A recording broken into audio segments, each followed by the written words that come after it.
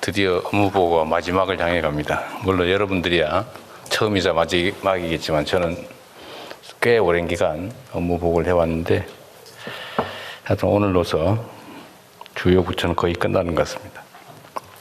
저만 기쁜 거죠? 여러분들은 별로 상관없고 외교가 얼마나 중요한지는 사실 뭐 굳이 설명이 필요하지 않을 겁니다.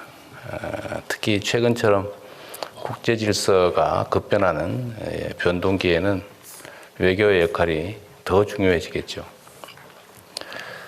많이들 느끼겠지만 지금 국제 경제 질서조차도 사실은 외교에 매우 많이 의존하는 것 같습니다. 그리고 또 안보 문제도 마찬가지죠. 제가 가끔씩 말씀드리는 것처럼 싸워서 이기는 것은 하수고 싸우지 않고 이기는 것은 그보다는 낫지만 또 상수라고 하기는 어렵다. 싸울 필요가 없는 상태를 만드는 게 진짜 안보다. 즉 평화가 가장 확실한 안보 정책인데 결국 이 평화조차도 가장 외교가 가장 크게 영향을 미치지 않나 싶습니다.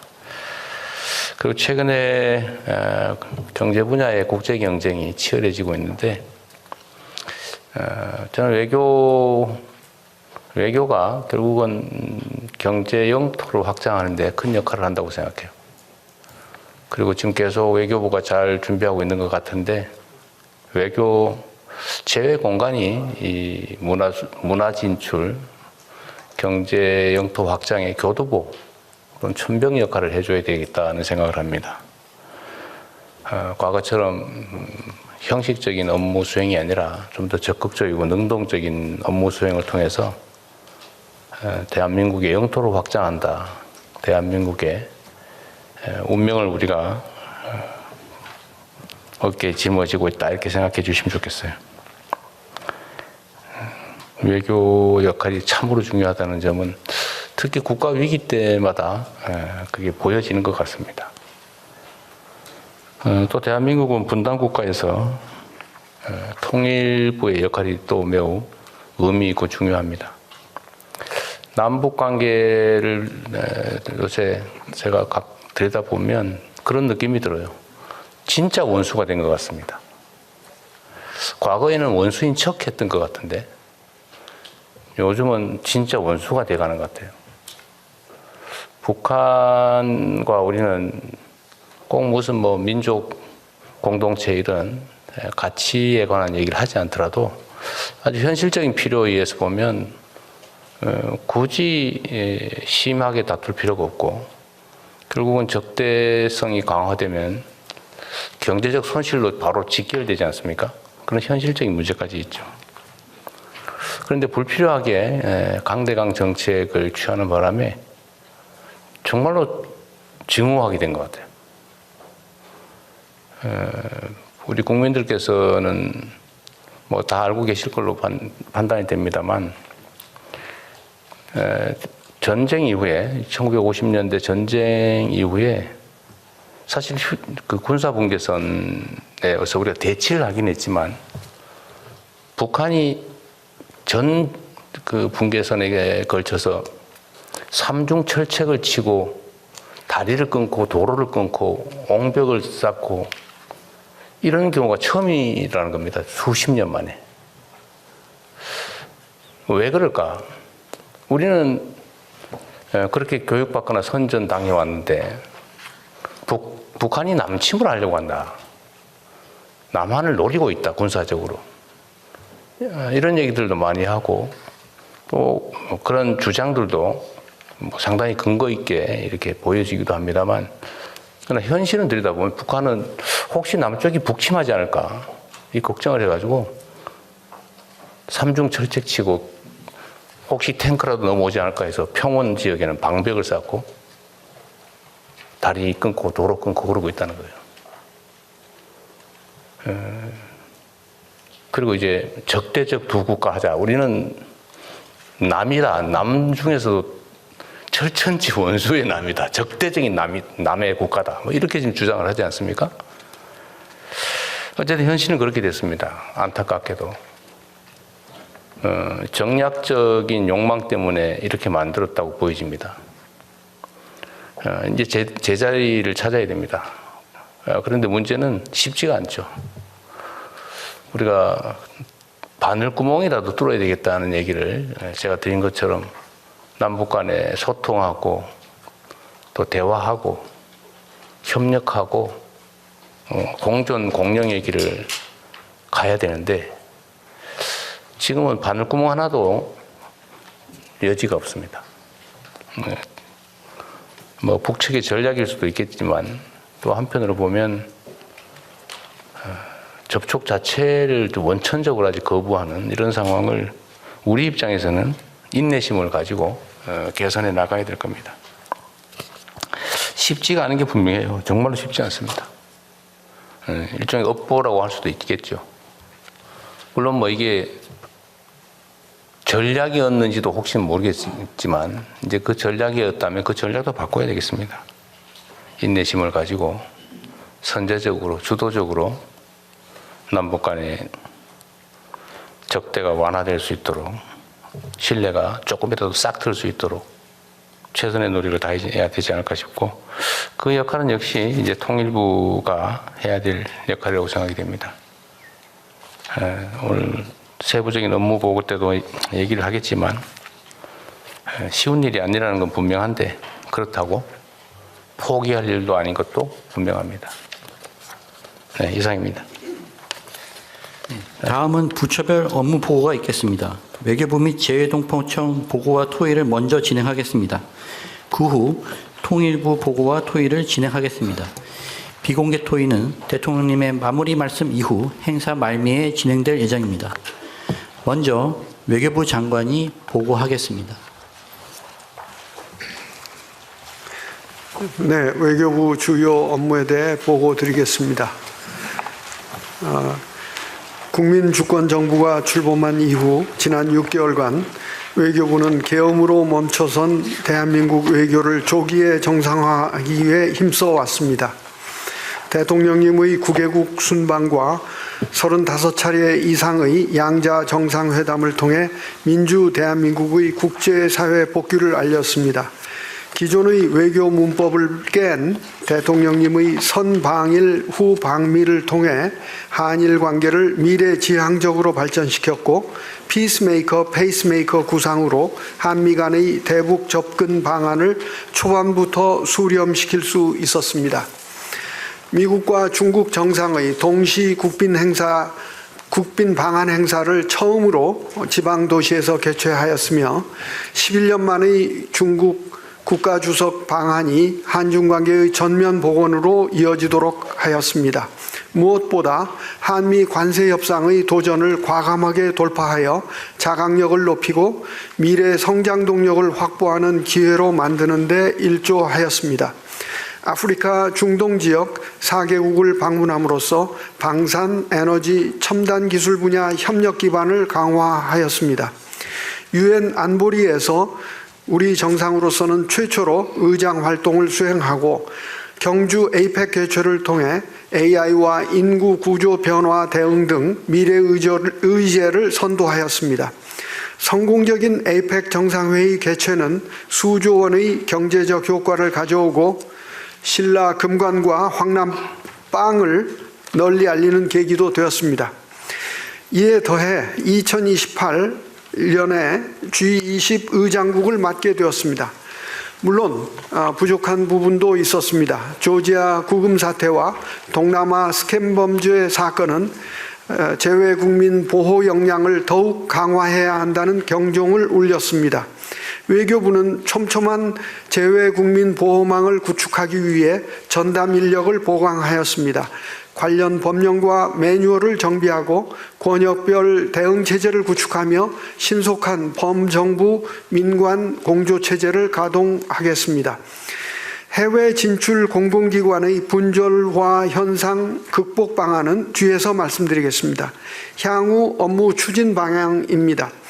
영내 정세가 더욱 유동적으로 변하는 상황에서 주변국 관계가 안정적으로 발전하도록 최선을 다하겠습니다. 내년에도 적시에 한미 정상회담을 갖고 양국 정상 간의 합의사항 이행 성과를 확인할 수 있도록 특히 핵잠 원자력 협력, 조선 분야에서 실질적 진전을 만들어 나가겠습니다.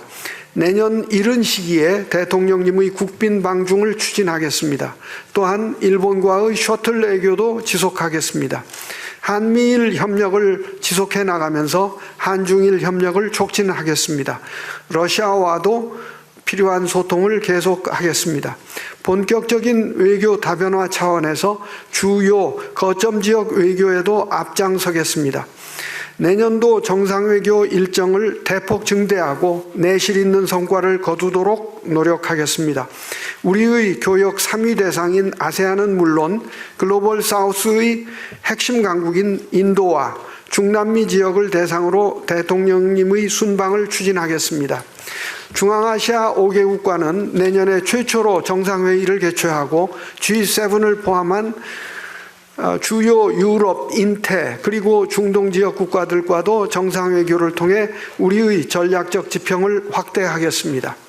나아가 우리 경제 영토를 넓히기 위한 CPTPP 가입을 추진하고 일본과도 경제 협력을 심화할 수 있는 파트너십을 구축해 나가면서 태국, UAE, 이집트 등과 양자 경제 협력 협정을 추진하겠습니다.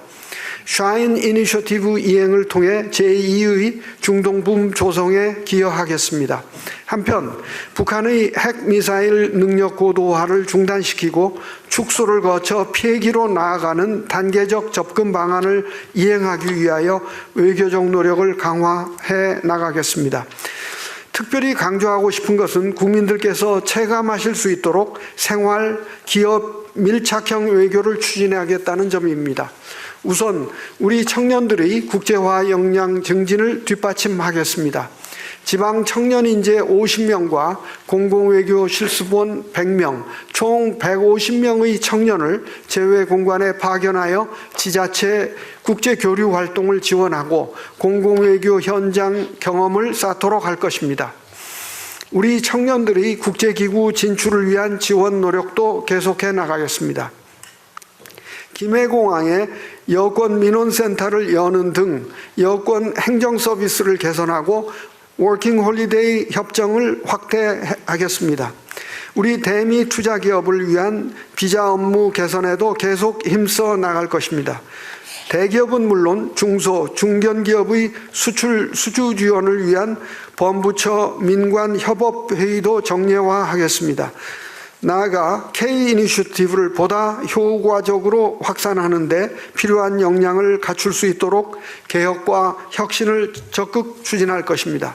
먼저 재외공관 역할 재창조를 통해 다수 공공기관의 해외 진출에 따른 분절화, 중복성 문제를 개선하겠습니다. 재외공관을 지역별, 분야별 거점 공관 체제로 재편하고 성과평가 체제도 개선해서 유능한 공관장이 역량을 충분히 발휘할 수 있도록 하며 공관장의 지휘 감독권을 강화하되 상응하는 책임도 지도록 하겠습니다. 주재관 등 재외공무원 성과평가의 실효성도 개선하고 통합청사 시범사업을 추진하겠습니다. 둘째, 분절적 무상원조를 개혁하겠습니다.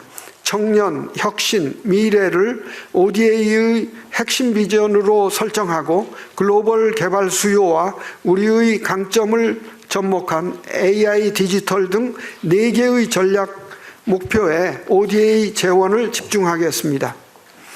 동시에 소규모 저성과 사업들은 단계적으로 축소, 코이카 플랫폼으로 통합하겠습니다.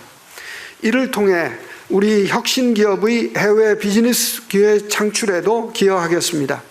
아울러 기후, 북극, 신기술 등 전지구적 도전 과제에 적극 기여하는 한편 재외공관을 통한 K컬처 수출과 한국어 확산도 지원하겠습니다. 이어서 재외동포 편익 증진과 권익 향상에 대해서는 동포청장이 보고드리겠습니다. 이어서 재외동포청장이 보고하겠습니다. 예, 이어서 재외동포청 보고드리겠습니다. 성과는 생략하고 개선 계획 중심으로 보고를 드리겠습니다. 금년으로 출범 3년차를 맞이한 재외동포청은 아직 동포 지원 체계나 정책 집행 등의 안정적인 체계를 갖추지 못하고 있어 여전히 포용적 동포 정책 실현에 장애 요인으로 작용하고 있습니다. 이에 동포청은 국민주권정부의 국정 철학에 맞춰 동포 정책 전반을 근본적으로 개편해 나가고자 합니다. 첫째, 동포 정책의 기초가 되는 재외동포 현황을 체계적으로 파악하기 위해 동포 DB를 구축하겠습니다. 재외동포 현황 조사와 재외국민 등록 제도의 실효성을 높이고 재외동포 인증제를 도입하여 신뢰성 있는 동포 DB 시스템을 마련하겠습니다. 둘째, 재외국민의 실질적 참정권 보장과 한인 정체성 교육 강화 등 동포사회의 오랜 수건을 해소해 나가겠습니다.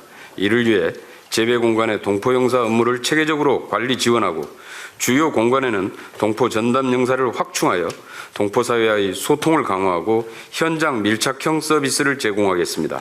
셋째, 정부가 지원하는 데 한계가 있는 분야는 민간기구가 분담하여 동포 사회의 네트워크를 강화하고 활동을 적극 지원하겠습니다.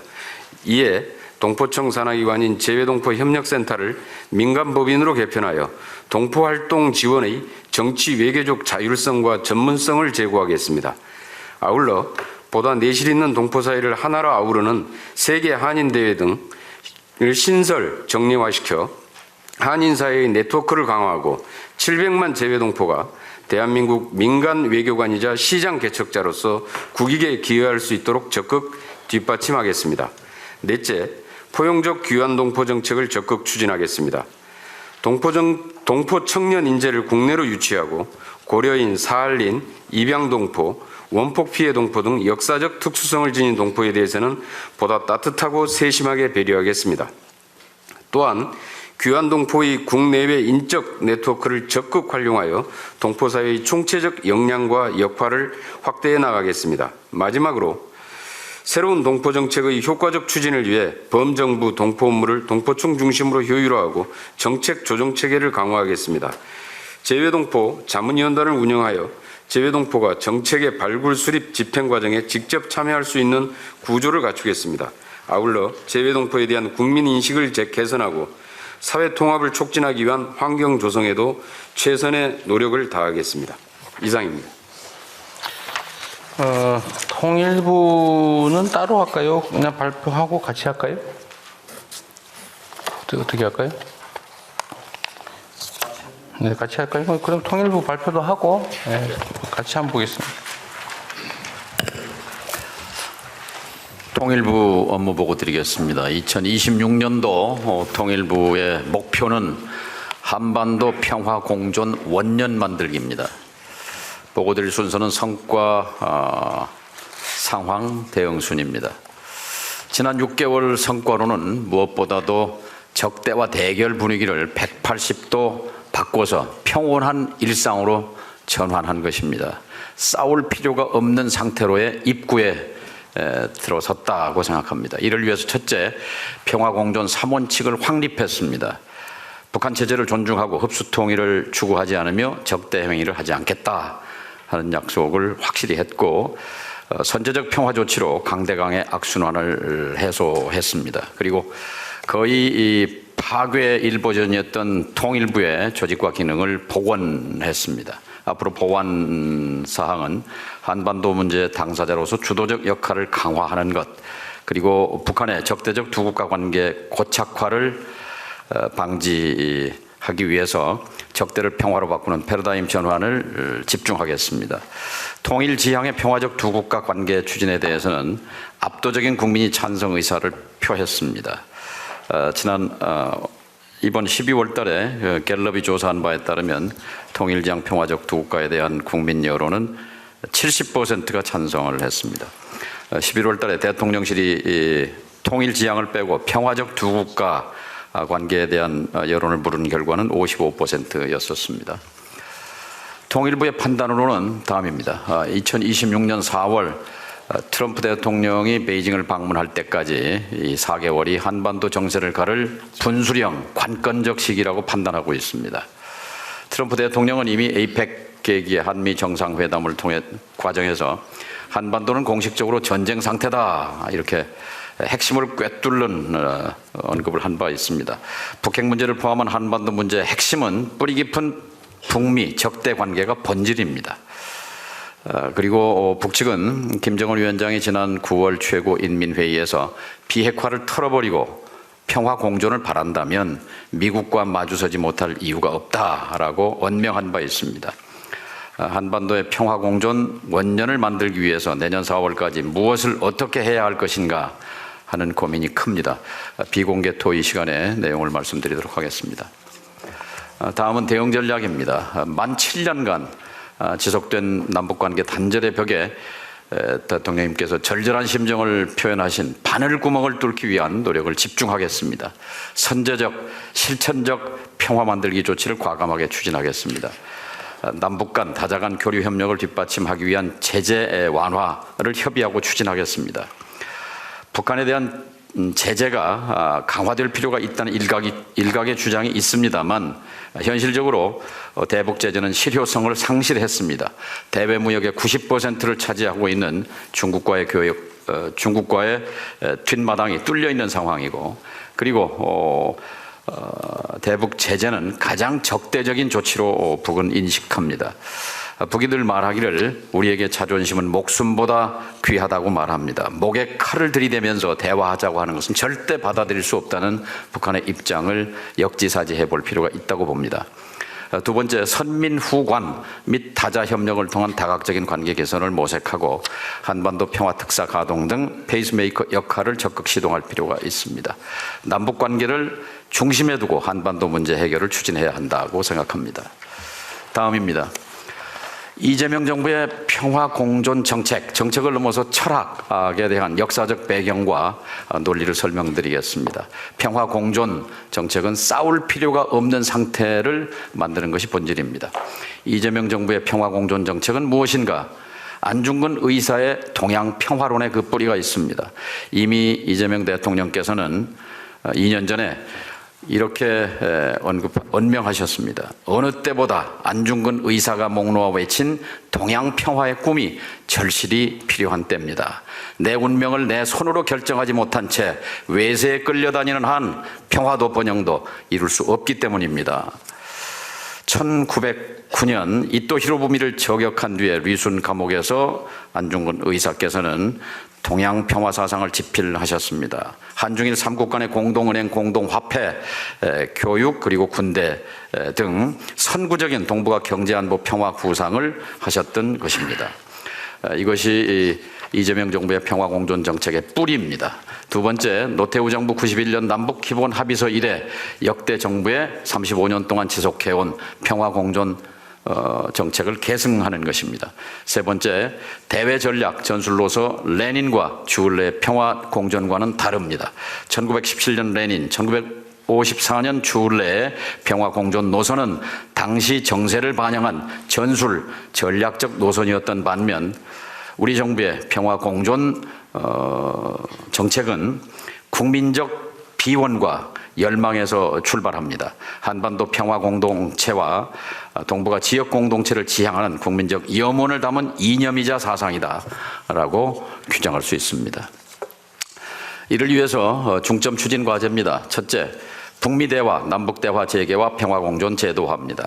한미 공조와 주변국 협력을 통해서 북미 대화를 적극 추동해야 합니다. 우리 정부의 한반도 평화 특사 임명과 우크라이나 전쟁에 투입했던 쿠슈너 위트코프 특사처럼 미국의 대북 특별대표 지명이 필요하다고 봅니다. 중국, 일본, 러시아와의 적극적이고 전략적인 소통으로 대화 국면을 조성해야 합니다. 북한을 움직일 수 있는 한반도 평화 보따리를 마련하겠습니다. 두 번째, 선제적 실천적 평화 조치로 남북 대화를 재개를 추진하겠습니다. 일관되게 평화 공존 메시지를 발신하고 긴장 완화 신뢰 구축 조치를 계속하겠습니다. 그리고 통일지향의 평화적 두 국가에 기반해서 한반도 평화 공존을 제도화해 나가겠습니다. 북미 정상회담 정세와 연동해서 남북 기본협정 대북 협의를 추진하고 평화협정 체결을 위한 논의를 모색하겠습니다. 다음 페이지입니다. 새로운 교류 협력을 위한 창의적 접근입니다. 첫째, 서울 베이징 고속철도 건설 구상입니다. 이미 2018년 리커창 문재인 정상회담에서 리커창 총리가 중국 측이 먼저 제의했던 사항입니다. 중국으로 보면 1대1로의 확장이라는 의미와 동북 삼성의 경제 활성화의 측면이 있습니다. 또 북은 2018년 남북 정상회담 국면에서 고속철도 건설에 대한 희망을 피력한 바 있습니다. 따라서 중국의 적극적인 중재로 서울 베이징 고속철도 건설이 대형 프로젝트로 추진될 수 있다는 보고를 드립니다. 두 번째, 국제 원산 갈마 평화 관광 추진입니다. 원산 갈마에는 호텔이 만실이 지어져 있습니다. 금강산의 호텔이 600실인데 비하면 16배 규모가 넘습니다. 김정은 위원장이 말하기를 국력을 동원한 인민의 수건 사업이었습니다. 그런데 현재는 사실은 개점 휴업 상태라고 할 수 있습니다. 이것을 추진할 때는 남쪽의 관광객을 염두에 두었으리라고 생각합니다. 올해 1단계로 재외동포 제3국 국적을 가진 재외동포들의 개별 관광을 적극 추진하고 카나다, 뉴질랜드, 호주, 일본, 유럽 등 동포들의 관광입니다. 두 번째, 남북 중의 환승 관광입니다. 원산 갈마를 방문한 중국 관광객이 속초로 들어와서 서울로 오는 방법, 또 서울에 온 수백만 중국 관광객이 속초에서 원산을 가는 방법, 이렇게 해서 중국이 적극적으로 중재 협력하면 가능한 시나리오라고 생각합니다. 3단계로 우리 국민이 갈 수 있는 것이 3단계라고 볼 수 있습니다. 그리고 신평화 교역 시스템을 구축하겠습니다. 북쪽이 갖고 있는 광물과 희토류들을 수출하고 그것에 대한 대금을 에스크로 자금 중개 계좌에 넣어서 국제사회가 블록체인으로 투명하게 들여다본 상태에서 이란, 이라크 제재 하에서 인도 협력 물자를 공급받았던 것처럼 북이 필요로 하는 민생 물자, 보건, 의료 등등의 물자를 수입할 수 있는 그런 시스템을 추진해 보도록 하겠습니다. 다음입니다. 새로운 교류 협력을 위한 창의적 접근으로 첫 번째, 보건, 의료 협력 보따리를 만들겠습니다. 북은 2025년을 보건혁명 원년으로 선포하고 평양종합병원 준공, 그리고 강동군의 병원 준공 등 대대적으로 병원 현대화에 나서고 있습니다. 대규모 보건 의료 협력 보따리를 만들어서 남북 대화 국면이 진행되게 되면 이것을 적극 추진하도록 하겠습니다. 감염병 대응에 대한 국제 협의체도 추진하겠습니다. 예를 들면 중국에서 발생한 아프리카 돼지 열병이 압록강을 건너 북에 왔다가 강화도로 전파된 그런 사례도 있습니다. 두 번째, 남북 탄소 중립 다자간 협력 체계를 추진하겠습니다. 2018년도에 양묘장 사업을 하던 것이 중단된 이래 지금 중지 상태입니다. 세 번째, 위성 기반 한반도 재난공조 협력입니다. 현장 접근이 제약된 자연재해, 홍수, 산불 등에 대한 신속 대응을 위해서 위성 기반 재난공조 체계를 구축하겠습니다. 또 하나, 개성공단 금강산 관광 관련해서 남북대화, 북미대화 재개시 신속하게 추진토록 하겠습니다. 이 점과 관련해서는 2019년 1월 1일, 당시는 2018년 9.19 정상회담 석 달 뒤입니다. 김정은 위원장이 신년사를 통해서 일체의 조건 없이, 일체의 대가 없이 개성공단과 금강산을 재개하자고 한 제안을 했을 때 여기에 호응하지 못한 것은 대단한 실책이라고 생각합니다. 다음입니다. 접경지역 평화 구축과 민생경제 활성화입니다. 접경지역을 평화경제와 평화관광의 거점으로 전환하겠습니다. 비무장지대 평화적 이용입니다. 안보실 차장과 추기경도 출입이 불어드는 것이 현실입니다. 노태우 대통령, 김영삼, 박근혜, 문재인 대통령 등 네 분의 역대 대통령이 유엔 총회 연설을 통해서 DMZ의 평화공원 조성을 공언했지만 실제로 이행된 내용은 없습니다. DMZ의 비군사적 평화적 이용에 관한 법 제정을 추진을 지원하겠습니다. 동시에 평화의 길 DMZ 구간이 있습니다. 민통선을 연결하는 평화의 길이 있는데 파주 철원 고성에 DMZ를 들어가는 구간이 24년 작년 4월 중단됐습니다. 재개방을 추진하겠습니다. 평화경제 특구를 조성하겠습니다. 내년과 내후년 평화경제 특구 4군데를 지정해서 남북협력기금을 통해 지원하는 그런 방안을 추진하겠습니다. 다음 페이지입니다. 분단 고통 해소와 인도적 현안 해결입니다. 남북 대화를 통해서 이산가족, 현재 직계 이산가족을 만나겠다고 희망한 13만 5천 명 가운데 3만 4천 분이 아직 생존해 계십니다. 대부분이 고령, 초고령이십니다. 전신합북자 10만여 명으로 추정됩니다. 전훈합북자 516명, 억류자 7명, 국군포로 6만 명으로 추정됩니다. 문재인 김정은 위원장 정상회담 시에 당시 억류자 문제가 거론된 바 있습니다. 이 문제 해결을 위해서도 남북 대화와 남북 정상회담이 시급합니다. 민간 주도의 제3국을 통한 비전향 장기수의 송환도 추진하고 있습니다. 남북 인권 협력입니다. 상호 존중 기반 하에서 남북 인권 협력을 유엔의 지속 가능한 발전 목표 SDG에 바탕해서 빈곤 감소, 장애인 아동 등을 지원하는 이런 프로그램입니다. 그리고 북한 주민들의 생존권, 건강권, 발전권 차원에서 삶의 질 개선에 협력하겠습니다. 끝으로 북향민 사회 통합을 지원합니다. 북향민의 현재 3만 4천 명이 남쪽에 정착하고 있습니다. 자살률이 남쪽 국민의 2배입니다. 고독사가 폭증하고 있습니다. 대책을 수립하겠습니다. 하나재단의 일자리 알선 기능을 강화하겠습니다. 북향민 사업주의 생산품 우선 구매 제도를 확대하고 그리고 탈북자를 북향민으로 명칭을 변경하는 의견을 수렴 중에 있습니다. 탈북민들 전원이 기존 명칭 탈북자라는 명칭에 대한 강한 거부감을 표시하는 것이 사실입니다. 마지막 페이지입니다. 평화통일 공감대 형성을 위한 경청 및 국민 참여 확대입니다. 평화통일 사회적 대화를 활성화하겠습니다. 민간이 주도하고 정부가 지원한다는 원칙 아래 시민사회와 협업을 강화하겠습니다. 장관 직속으로 한반도 평화 경청단을 신설했습니다. 그리고 평화통일 민주시민교육으로 패러다임을 전환하겠습니다. 초중등 교사 43만 명을 대상으로 평화통일 민주시민교육을 이수하도록 의무화하는 그런 법 개정을 통일교육지원법 개정을 추진하겠습니다. 그리고 외교부에는 싱크탱크 국립외교원이 있습니다. 국방부에는 싱크탱크 국방연구원이 있습니다. 국정원 싱크탱크 국가안보전략연구원이 있는 반면 통일부에는 싱크탱크가 없습니다.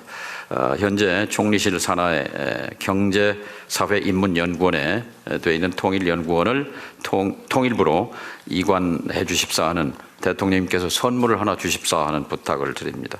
이한주 이사장께서는 난색을 표합니다만 대통령님께서 말씀하시면 될 수 있을 것 같습니다.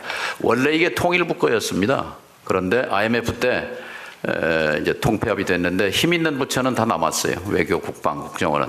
통일부가 힘이 없으니까 분리됐는데요. 마지막으로 북한 자료 대국민 공개 확대입니다. 노동신문, 북한TV 등 이제 우리 국민의 수준으로 볼 때 노동신문이나 북한TV를 다 소화할 수 있는 역량과 수준에 있다고 봅니다. 그래서 이것을 위한 법제를 정비하겠습니다. 그리고 지난 정권이 추진했던 반북 대결의 상징인 북한 인권센터를 백지화시켰습니다. 그리고 대신 금강산 개성공단 등 평화공존의 역사를 전시 체험하는 평화공존센터를 건립 중에 있습니다. 이상 보고 마치겠습니다. 통일부 관련 업무에 대해서는 질문하시면 통일부 국장, 실장들이 답변토록 하겠습니다. 장관님 살짝 빠지시려고요? 그것도 좋은 작전이죠. 예. 그럼요. 국실장들 실력 발휘를 좀 하라고 했습니다. 맞습니다. 예. 좀 쉬운 것부터 할까요? 일단 통일연구원의 소속을 바꾸는 그 문제 일리가 있어 보이는데 이게 통일연구원의 소속을 바꾸면 뭐 예산이 더 들어가거나 그렇지 않습니다. 뭐 문제가 발생하나요? 여기 뭐 해당 부서는 다른 부서가 없어가지고 총리께서만 동의하시면 됩니다. 아 그래요? 동의하고 싶은 마음이 크게 있는. 네, 마이크 껴 가십시오. 네. 동의하고 싶은 마음이 사실 상당히 있는데 이한주 원장님하고 같이 한번 논의하시죠. 네, 알겠습니다. 의논을 해서 제가 보기에는 일리 있는 말씀이셨어요. 네. 굳이 다른 데다 소속해 놓을 필요는 없을 것 같아요. 통일문제연구는 통일연구원. 통일부가 빠져나가면 다른 연구원도 다 돌아가겠다고 할까 봐서 지금 그게 걱정입니다. 아. 예외적으로 통일부만 좀, 통일연구원만 이렇게. 그냥 국토연구원은 국토부 국토연구원도 국토부로 빠지고 이제 전체가 빠진다는 게 인문사회연구원 고민입니다. 이제 외교안보부처의 특성이 있기 때문에 이건 한번 연구를 해보시죠. 그럼 검토를 해서 따로 나중에 국무회의 때 한번 얘기해 보시죠. 예. 바로 논의하겠습니다. 네. 그리고 일단 요 PPT 자료에 있는 것 중에 잊어버리기 전에 제가 한두 가지만 좀 체크해 보겠습니다. PPT 자료 7페이지에 올해 이후에, 내년 이후에 외교 다변화에 힘을 쏟겠다 이렇게 되어 있는데, 뭐 당연한 일이고요. 이게 지금 외교 분야의 중요성이 점점 커지고 있기 때문에 뭐 옛날에는 어떻게 했는지 모르겠어요. 전에는 이미지상으로는 그냥 사진 하나 찍고 갔다 왔다 뭐 이러고 끝내버렸는지 모르겠는데, 이번에 제가 정상회담을 다녀보면 다른 나라의 정상들도 국내 경제 발전이나 국제 협력에 관심이 엄청나게 높고, 그 속에서 우리가 조금만 더 관심 갖고 좀 지속적으로 협의하고 챙기면 실질 성과를 상당히 낼 수 있겠다는 생각이 들어요. 이게 경제 협력 분야도 기업들에게만 맡겨놓는 거 하고 정부 단위에서 협력하는 거하고 차원이 다른 것 같습니다. 그리고 앞으로는 점점 경제 분야 국제 경쟁도 기업 간 경쟁이 아니라 결국 국가 간 경쟁으로 지금 치환되고 있기 때문에 외교 분야 역할이 되게 중요한 것 같아요. 그래서 이 각국 양자회담이든지 뭐 순방을 하든지 할 때 좀 힘들겠지만, 지금 초기라서 힘들 수 있어요. 각국의 현안, 그다음에 우리나라와 관계된 관련된 현안 철저하게 다 챙기고 준비를 의제별로 잘 좀 해주세요. 맘먹고 하면 얼마든지 할 수 있을 텐데, 다만 워낙 초기에 또 많이 해야 됩니다. 뭐 임기 후반에 가서 하면 뭐 하겠어요, 이거. 물론 필요하긴 하지만 가급적이면 초반에 집중해가지고 좀 힘들더라도 준비를 철저히 해서 실제 성과를 좀 임기 안에 조금이라도 낼 수 있게 했으면 좋겠어요. 네. 그 초반 준비하는 데부터 네. 태스크포스를 구성하고 관계부처와 네. 협업을 해서 이슈를 찾아내고, 그 다음에 정상회담 끝나고 나면은 그 점검 사후 관리도 체제 잘하고, 그렇게 예. 하겠습니다. 그래서 쉽지는 않을 텐데, 뭐 인력 역량에 문제가 있을지 모르겠지만 어쨌든 꼭 그렇게 좀 철저하게 준비해 주시기 바랍니다. 그 다음에 이것도 그냥 요 발표 도중에 제가 얼핏 떠오른 건데, 우리나라가 제외 공간 숫자는 다른 나라에 비해서 압도적으로 많고, 그런데 이 외교부 예산 인력은 다른 나라보다 한 절반밖에 안 된다고. 그러니까 이게 이 인적 물적 역량은 요만큼밖에 안 되는데 이걸 막 전 세계에다 쫙 퍼뜨려놔가지고 이게 제대로 관리나 되고 있는지 의심스럽고, 어디 저 인구 뭐 몇십만, 소규모 200~300만 되는 이런 데까지 다 갖다가 지금 외교 공간을 만들고 있던데, 그게 과연 실효성이 있는지 잘 모르겠어요. 이미 그렇게 정했더라도 필요하면 몇 군데는 아까 여기 지금 여기 한 개 저기 한 개 쭉 펼쳐놨는데 거기 직원 몇 명 보내가지고 하는 게 그 효과가 있는지 모르겠는데, 차라리 그런 것들은 거점 공간으로 관리하는 게 아니라 하나 모으는 게 맞지 않나, 그 생각이 드는데 그건 좀 어떠세요? 너무 많이 퍼뜨려 놓은 것 같아요. 그렇습니다.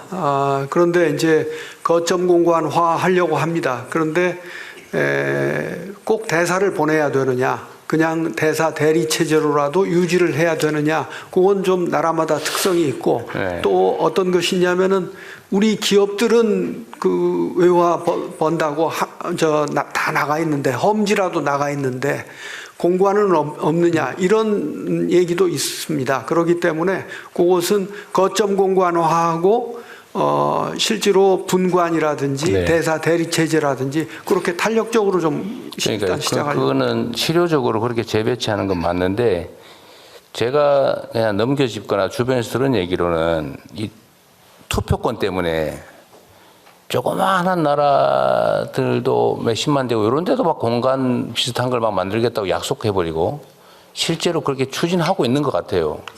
거기다 직원 한두 명 보내고 사무실을 없고 그래서 운영이 되겠습니까, 그게? 제가 말씀드린 건 그런 거예요. 네, 그 잘 챙겨서 네. 그런 것은 뭐 약속을 한 것은 좀 늦추다든지 네. 현명한 방법으로 네. 개선하겠습니다. 약속 물론 뭐 약속은 지켜야 되긴 한데 그것도 너무 무리한 약속을 했으면 나중에 뭐 다른 방식으로 차라리 ODA 지원을 해주든지 하고 그건 공간 안 하는 게 낫지. 그거 실효성도 없이 사무실 내고 직원 2-3명 놓고 그 유지관리비가 얼마나 드는데 차라리 그 돈을 지원하는 게 낫지요. 네. 이런 게 대표적인 방만이죠. 방만한 조직 방만의 대표적 사례 같습니다. 그래서 잘 챙겨보십시오. 네, 그렇게 하겠습니다. 네, 그것도 뭐 형식적 성과로 한 것 같은데요. 그 다음에 전략적 ODA 추진의 핵심 비전이 청년 혁신 미래 이렇게 됐는데, 뭐 이건 다 맞는 말이죠. 그런데 전에 우리가 주로 얘기한 문화 진출, 기업 경제 진출 교두보화가 핵심인데 지금 사실은 그건 어디 갔을까요? 녹아 있는데요. 누가 있지? 그러니까. 네, 그 문제는 그 ODA 세계 담론이 자국 기업을 진출, 그래서 지금 숨겨놓은 것입니다. 네, 대외적 네, 알겠습니다. 그러나 어쨌든 우리 내부적으로 핵심은 문화 진출, 그죠? 그렇습니다. 그 K 이니셔티브, 네. 그 한국을 브랜드화하는 것. 네, 그게 핵심이죠. 네, 그렇습니다. 이제 문화 진출, 또 경제 영토 확장의 교두보. 네. 오늘 명확하게 하는데 대외적으로는 좀 그렇다는 거군요. 네, 알겠습니다. 코이카 플랫폼화는 좋은 아이디어인 것 같네요. 이제 원래 원칙 당연히 그러한데 국제협력기관에서 당연히 대외 경제 원조 사업, 대외 원조 사업을 관할하는 게 맞는데 지금 대외 원조 사업 이게 숫자가 몇 개쯤 돼요? 43개인가 46개의 공공기관들이 다 하고 있습니다. 각 부처들도 따로따로 하고 기관들도 여러 군데 나눠져 있고 지방정부도 하고 있고. 가지수로 따지면 한 3천 몇백 개인가 4천 몇백 개인가 그러죠. 네. 예. 제가 어떤 종류가 있나 보다가 지쳐가지고 못 봤어요. 더 이상. 네. 너무 많고 난삽하고 좀 그런 것 같아요. 정리를 좀 체계적으로 관리할 필요는 있습니다. 그죠? 네. 그건 뭐 총리실이 하기로 했다니까 됐을 것 같고요.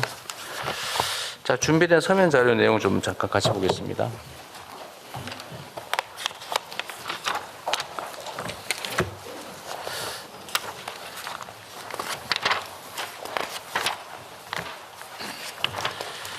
외교부는 업무 처리나 이런 것들이 특히 무리 없이 하는 게 전문인 기관이어서 그런지 제가 좀 책을 잡아 보랬더니 책 잡을 게 별로 없어서 아쉽습니다. 지금 캄보디아 초국가 범죄 보이스피싱 관련해서는 코리아 전담반도 만들고 한중 초국가 스캔 범죄 협력 체제도 만들고 해서 상당한 성과가 있는 것 같아요. 네, 그렇습니다. 네. 앞으로도 계속 힘써 주시기 바라고요.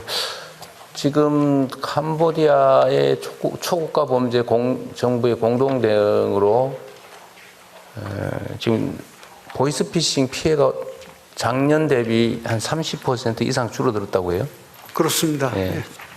피해 신고도 그 정도 줄어들고 네. 피해액도 줄어들고 건수도 줄어들었다고 합니다. 네, 이제는 이제 풍선 효과로 다른 나라에서 또 그런 일이 네. 있을 가능성에 대비해서 철저히 사전에 막도록 하겠습니다. 전에 말씀드린 대로 대한민국에는 사기를 했더니 얻는 것보다 잃는 게 더 많다라고 생각되게 만들어야 됩니다. 그 사람들도 경제 활동을 하는 거기 때문에 경제적으로 손해다 싶으면 안 하거든요. 그래서 확산에도 적극적으로 대응하고 하여튼 지금도 피해 규모가 예전에 적은 게 아니기 때문에 계속 강력 대응을 좀 외교부 주관으로 잘해 주시고요. 어떤 국정원도 상당히 역할을 좀 하고 있는 것 같고. 네, 함께 협업하고 있습니다. 네.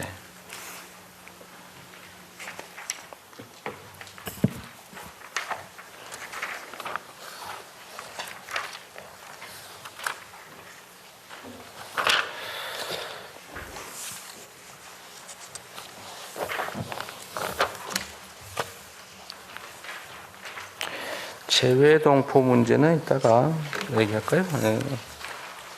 이따가 한꺼번에 얘기하죠. 재외동포 문제는.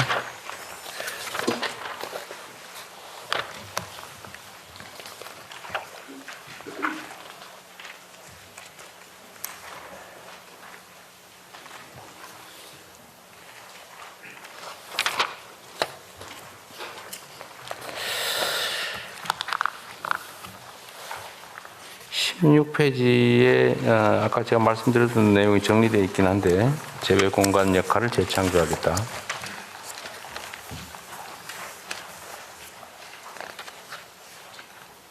팀 코리아 협력 체제를 구축하고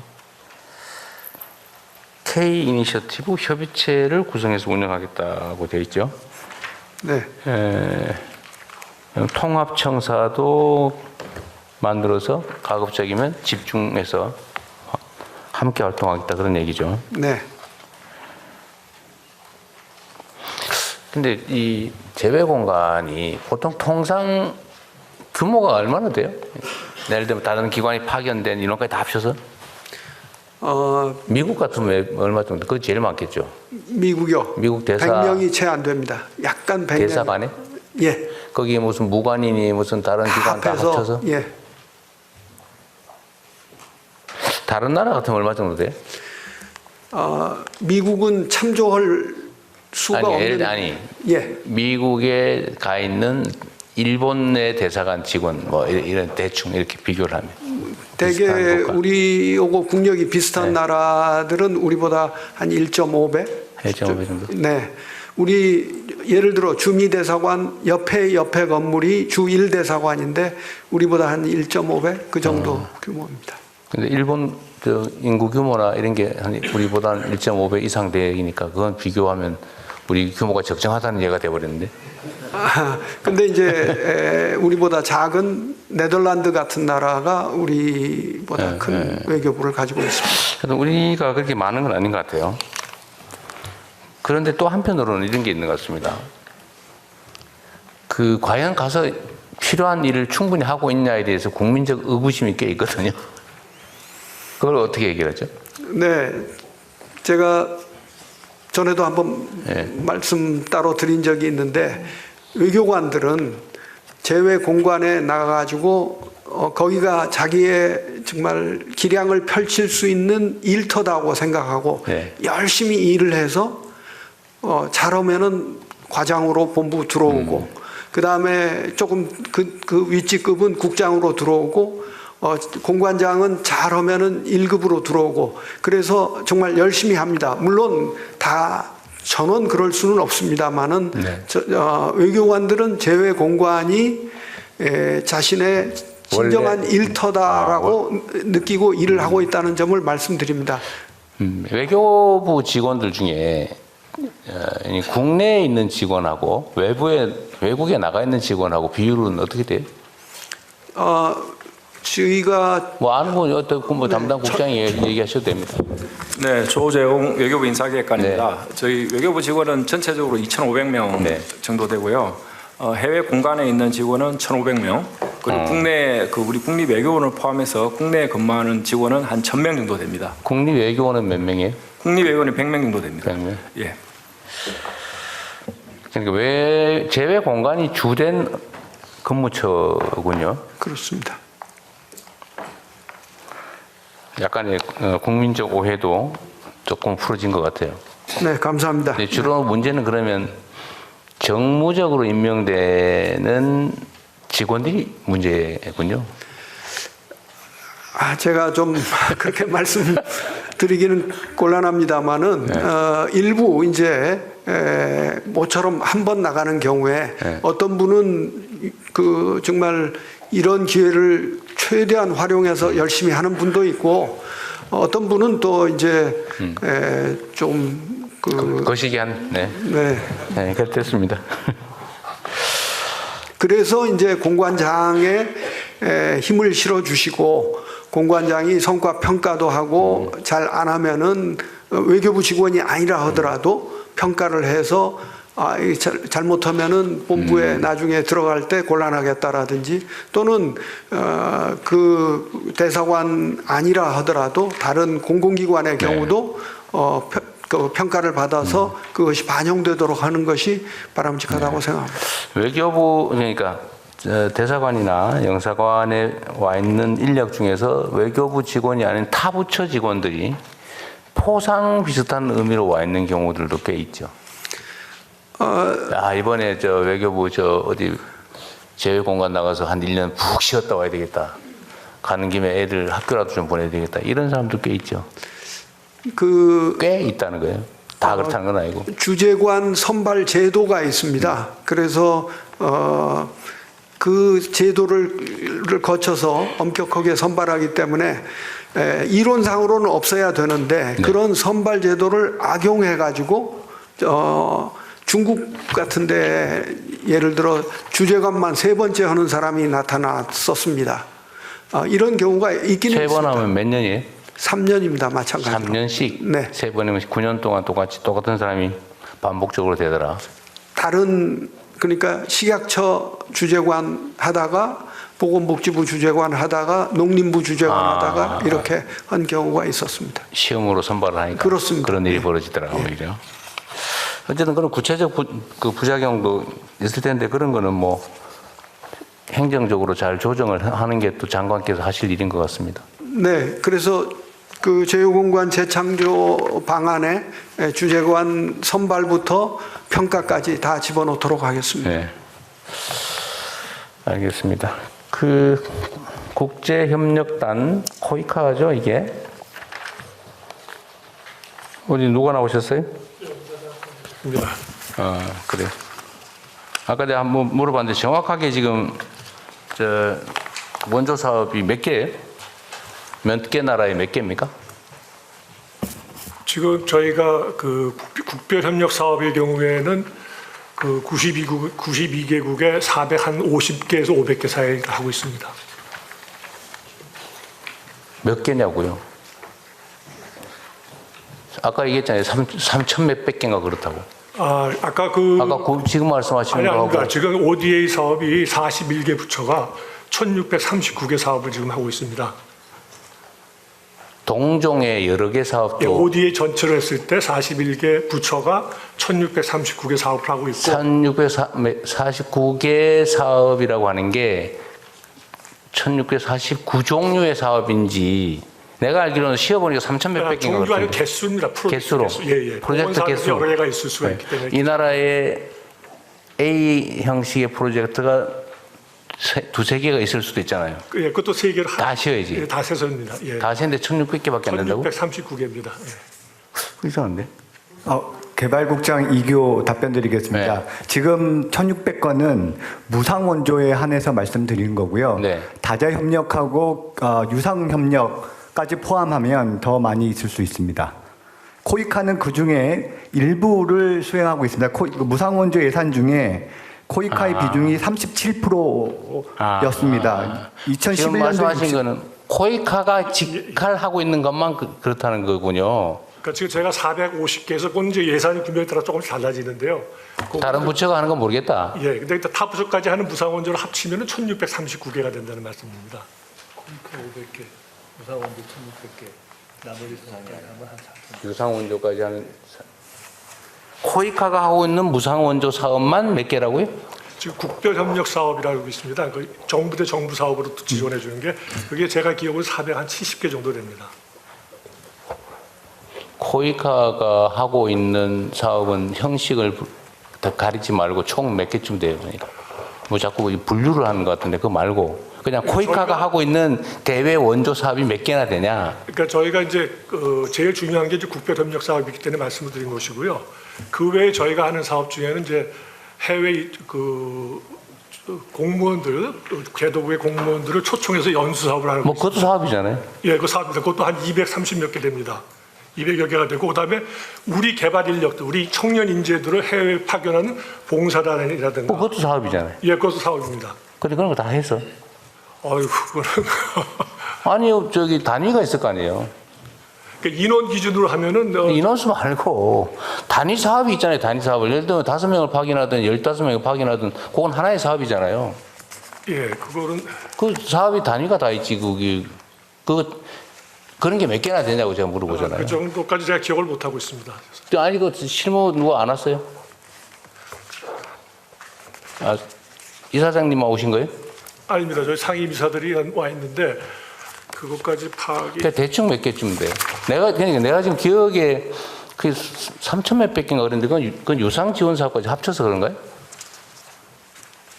예, 그렇게 판단하고 있습니다. 누구세요? 저 개발협력국장 이규라고 합니다. 3천 몇백 개 이르는 거는 네. 저희가 양자 사업 플러스 다자 협력 사업, 다자성 양자 사업, 유상 협력 사업 다 포함해서 그렇습니다. 이해는 하겠고 근데 뭐 양자 협력, 다자 협력 사업 그런 게 몇 개나 되겠어요?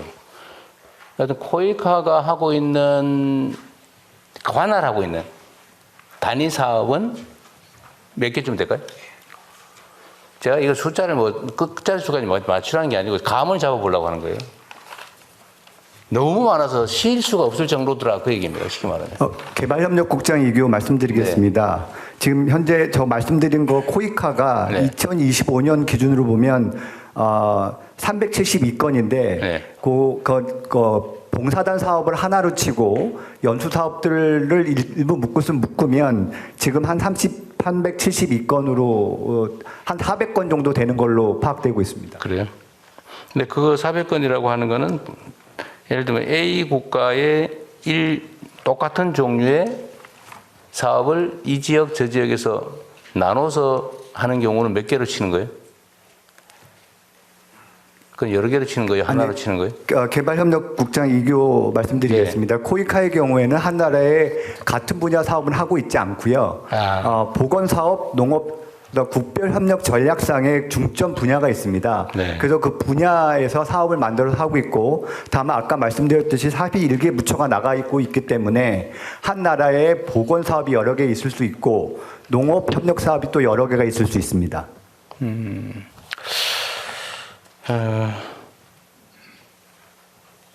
이게 보통 또 이 무상원조 사업은 기간을 정해서 하죠. 네, 정합니다. 보통 한 2, 3년 뭐 이렇게 정해서 하고 또 필요하면 연장하고. 지금 이것도 좀 쉽게 분류하기는 어렵긴 한데 원조 사업의 내용 그러니까 내용 예를 들면 뭐 여러 가지가 있겠죠. 의료 지원도 있을 거고 무슨 뭐 우물 파주기 같은 게 있을 수 있고 예를 들면 식량 지원도 있을 거고 뭐 이게 이제 시대 변화에 따라서 내용이 원래 바뀌잖아요. 수요도 바뀌고 또 사실은 원조라고 하는 게 수원국 원조 받는 나라 원조 받는 나라의 필요도 있지만 원조하는 우리 입장도 반영이 돼야 되잖아요. 그러니까 저희들이 그 무상원조를 제공할 때는 1차적으로 개도국의 수요를 1차적으로 고려하고 그다음에 우리가 강점을 가지고 있는 분야랑 매치가 되면 저희가 적극적으로 지원을 하고 있습니다. 주로는 이제 먹고 사는 1차 산업이나 아니면 그 최소 생존에 필요한 의료 지원이나 이런 데 집중하고 있나요? 아니면 무슨 기술 협력이나 아니면 문화 협력이나 이런 것들을 초기에는 이제 인도적 지원 차원에서 그 초기 인도적 필요를 지원했지만 지금은 저희가 다양하게 지금 하고 있습니다. 그래서 대통령님께서 강조하는 그 AI 디지털 전환이라든가 기후 대응, 그 이산화 온실가스 감축 이런 분야들까지 저희가 다 적극적으로 하고 있습니다. 방향을 문화 분야도 저희가 하고 있습니다. 근데 이제 중심이 조금씩 바뀌어가겠죠. 어쨌든 아까 그 외교부 장관이 말씀하신 것처럼 이제는 좀 전 부처의 그 대외 원조 사업은 다 분석을 좀 해가지고 그건 총리실에서 하기로 했으니까요.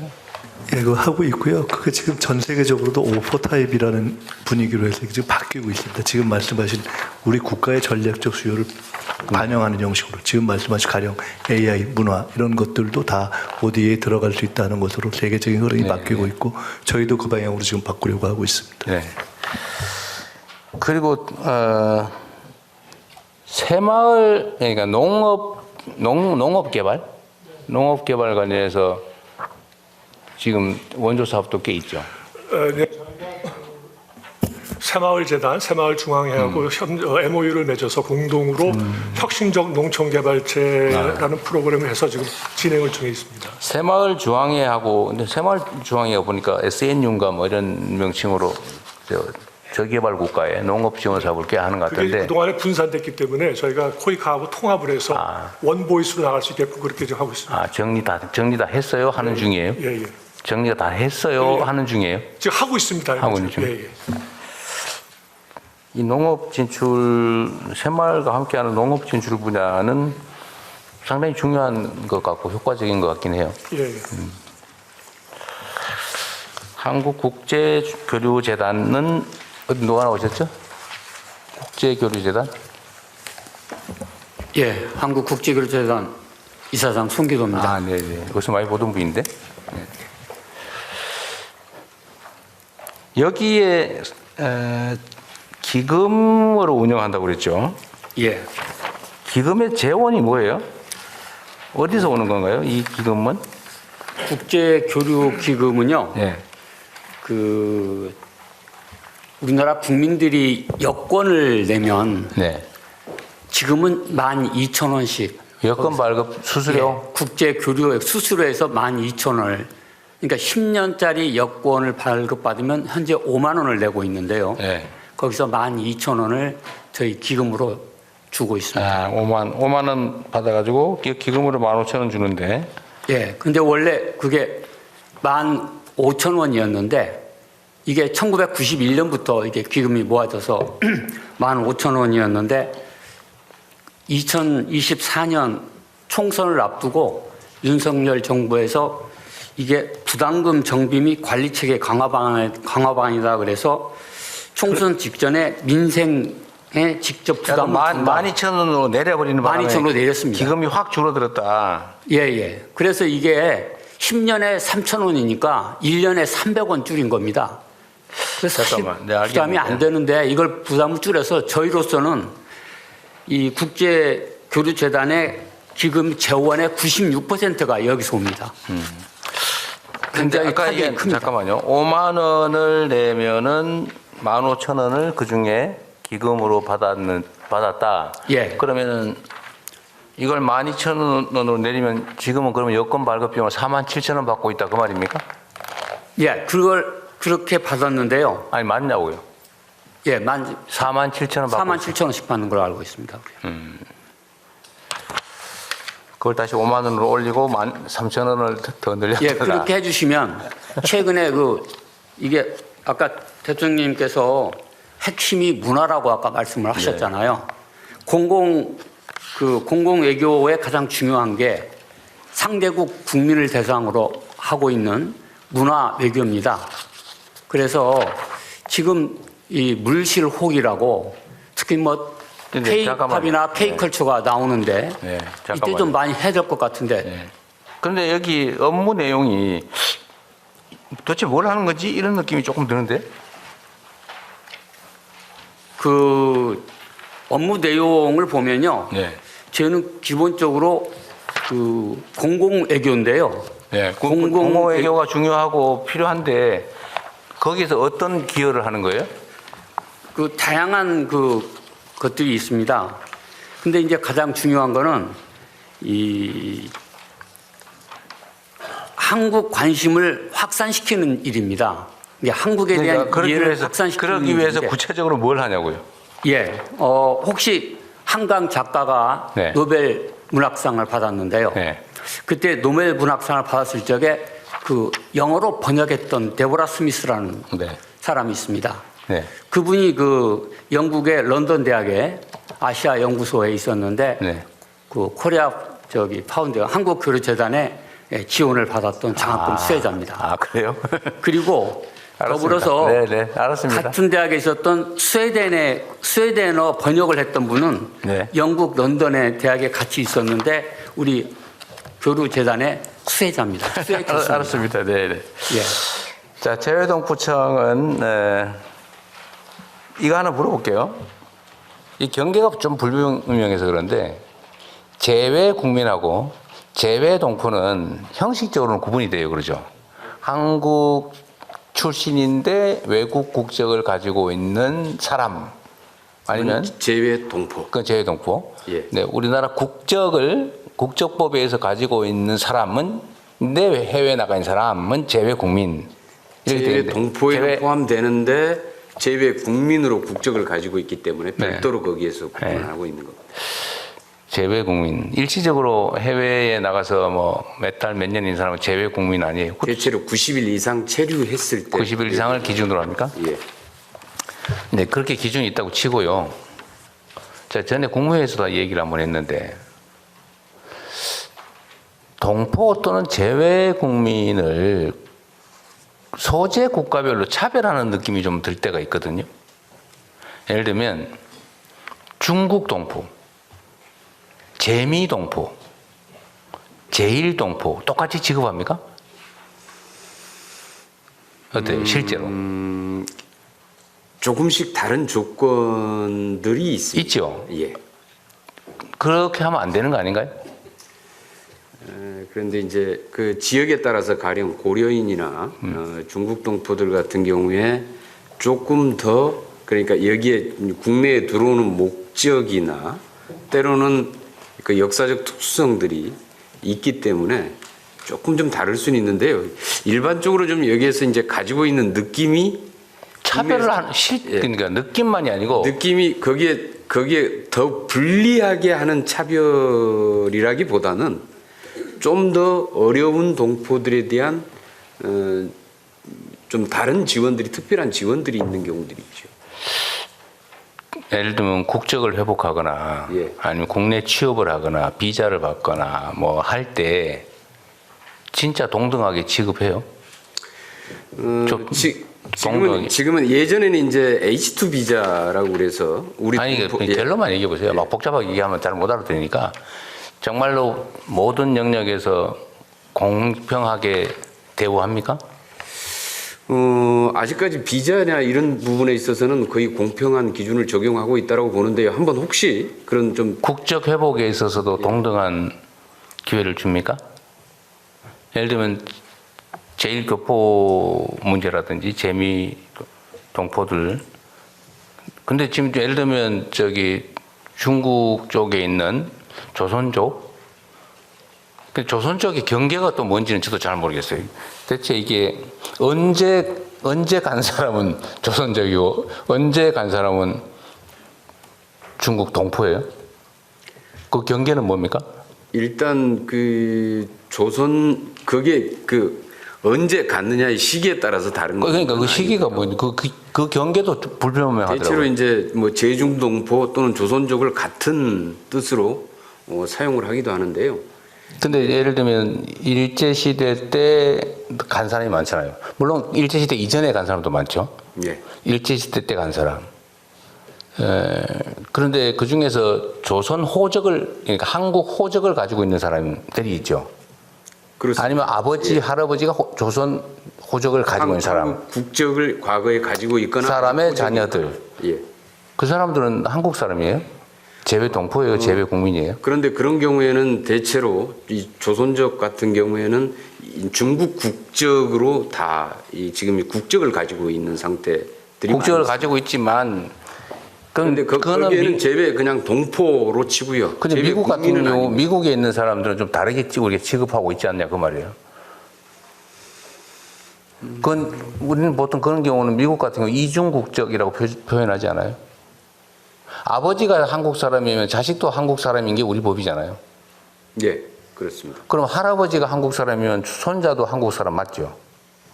그런데 한국 국적을 등록은 안 했더라도 한국 사람인 건 맞잖아요. 그런 경우에는 국적을 회복할 수 있죠. 그럴 때 재미 동포와 재중 동포를 동등하게 취급하고 있느냐라고 하는 게 제 질문이에요. 그 구체적인 조건까지는 좀 더 확인해봐야. 좀 알아보세요. 내가 보기에는 차별이 있어요. 법무부에서 말씀하십시오. 법무부 예, 아무나 말씀하세요. 예, 재외동포청 정책국장 이기성 말씀드리겠습니다. 지금 대통령님께서 질문하신 내용과 관련해서는 조선족, 고려인에 대해서는 약간 재미동포, 제일동포가 다른 우리가 비자 정책이라든지 국적 정책을 좀 취하고 있습니다. H2 비자라는 별도의 비자 제도는 고려인, 조선족에만 해당되는 비자입니다. 그렇지만 제2동포라든지 제1동포가 우리 비자, 체류 자격을 얻을 때는 F4 비자, 훨씬 더 영주하는데, 체류하는데 편리한 제도를 운영하고 있는데 대통령님이 지침을 주셔서 내년도 상반기 중에 1월 중에 아마 두 비자 제도는 통합이 돼서 체류 자격에 있어서의 차별 문제는 해소될 것으로 보입니다. 근데 국가 회복 절차도 약간 차등이 있긴 한데 그 말씀 주셨던 복수국적 제2동포들 65세 이상 대부분의 대외 동포들은 복수국적 제도가 인정되는 국가이기 때문에 우리 국적을 65세 이상이 되면 회복할 수 있습니다. 우리 국적을. 그렇지만 조선족, 그러니까 중국 동포죠. 중국 국적인데 중국은 우리와 같이 단일 국적주의이기 때문에 국적을 우리 회복하지는 않습니다. 그러니까 중국 국적을 포기해야만 우리 국적을 얻는 제도로 되어 있습니다. 예, 이상입니다. 그건 이제 중국의 법제 때문에 그렇다는 거고, 근데 문제는 이제 우리 국내적으로 내부에서는 최소한 각 제외 동포들의 소재 국가에 따라 차별하지 않는 게 바람직하겠다. 이제 내년부터는 이제 가능한 부분부터 한다 그 말이죠. 네. 그럼 뭐 됐고요. 혹시라도 이렇게 비자뿐만이 아니고 체류 자격이나 국적 회복이나 뿐만이 아니라 다른 영역에서도 혹시 차별이 있지 않나 잘 챙겨봐 주시면 좋겠어요. 네, 차별 없는 포용적 동포 정책으로. 네. 말씀은 잘하시는데. 실제로도 그렇게 가도록 노력하겠습니다. 그러세요. 예. 좀 적극적으로 좀 찾아보세요. 억울하지 않게. 얼마나 서럽겠어요. 그죠? 내가 가난한 나라, 힘없는 나라에 사니까 나까지 무시당한다. 그런 생각이 들 수도 있잖아요. 재외동포 DB를 구축하시는 건 아주 훌륭한 생각이신 것 같습니다. 재외국민들의 참정권 보장 확대에 관해서 이 47페이지에 보면 써진 내용이 추가 투표소 설치, 순회 투표소 도입 이런 거는 투표 시간 연장 이런 걸 해서 투표권을 보장을 하겠다. 공직선거법 개정을 빨리빨리 하겠다라고 해놨는데 우편 전자투표 도입은 협의라고 써놨어요. 왜 두 가지를 구분했죠? 이게 지금 우편 전자투표 저기 미국이나 이런 데서는 대통령 선거에도 다 하는 거 아닙니까? 지금 OECD 38개국 중에서 28개 국가가 우편 투표를 네. 도입을 하고 있는데요. 지금 우리 같은 경우에는 이 부분을 도입하는 데 있어서 지금 그동안에 몇 차례 중앙선관위하고 국회하고 몇 차례 협의를 했는데 이제 우려를 제기하는 그 제외 국민들이 투표 못하게 하는 게 목표인 집단이 있어서 그러죠. 아마 우선 선관위에서 한번 우편 투표를 했을 경우에 회수율, 그러니까 각 국마다 우편 제도가 틀리기 때문에 한 나라면은 거기에 맞춰서 설계가 되면 되는데요. 이게 세계 주요 각국에서 우편 투표가 진행될 경우에 우편 제도, 우편 인프라의 차이가 다 존재합니다. 그래서 어떤 데는 한 달 걸리는 데도 있고요. 어떤 데는 투표를 했더니 선거 개표 끝난 다음에 한 며칠 있다 올 수가 있다. 그렇게, 예. 바로 이제 그런 문제가 하나가 좀 지적이 돼 있는 상태고요.